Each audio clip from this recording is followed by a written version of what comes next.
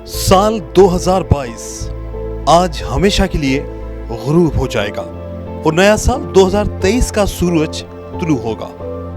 देखा जाए तो साल 2022 कुछ खातिर ख्वाह अवामी साल नहीं रहा। जहां सियासी हलचलें इस साल महवर रहीं, वहीं बेरोजगारी के साथ आने वाला सैलाब और महंगाई का रहा। जहां 2022 में महंगाई ने तमाम तर रिकॉर्ड तोड़ दिए और आवाम 2 वक्त की रोटी तो दूर की बात, 1 वक्त की रोटी के लिए तरस गया था। सैलाब ने बड़ी तबाही मचा दी और गांव के गांव पानी की नजर हो गए। सरसब्ज फसलें पानी में डूब गईं, लाखों लोग बेघर हो गए। साल 2022 में आटा 80 से बढ़कर हालिया दिनों में कहीं 130 तो कहीं 150 रुपए में फी किलो फरोख्त हो रहा है।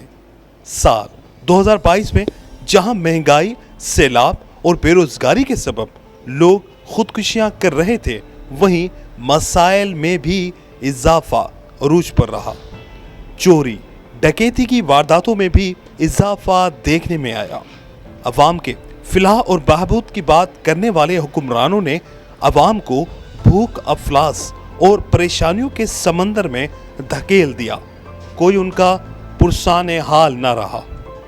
अवाम सदाएं देती रही मगर किसी ने उनकी तरफ देखा तक नहीं।